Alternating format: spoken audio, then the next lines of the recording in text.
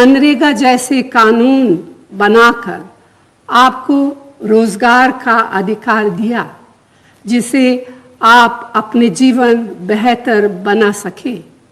लेकिन अफसोस की बात है कि ऐसे संकट के समय नरेगा का बजट बढ़ाने के बजाय कम कर लिया गया। कांग्रेस ने लॉकडाउन के दौरान भी सेवा की राजनीति की।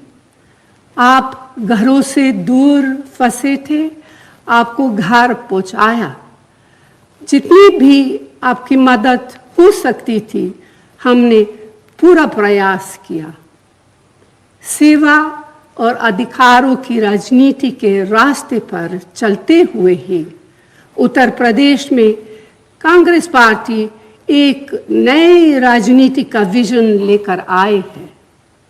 इसमें युवाओं को रोजगार, महिलाओं को अधिकार, किसान बहनों भाइयों को सुविधाएं देने का और आम जनों को महंगाई से निजात दिलाने की योजना है। हमने महिलाओं के लिए शक्ति विधान, युवाओं के लिए भर्ती विधान और उत्तर प्रदेश के विकास के लिए उन्नति विधान तैयार किया है। मुझे खुशी है कि प्रियंका ने इस बार 40% टिकट महिलाओं को दिए हैं। उत्तर प्रदेश में पिछले 5 सालों में हमारे कार्यकर्ताओं ने बहुत मेहनत की है। जनता के हक की लड़ाई लड़ते लड़ते हमारे 18,000 कार्यकर्ता जेल भेजे गए।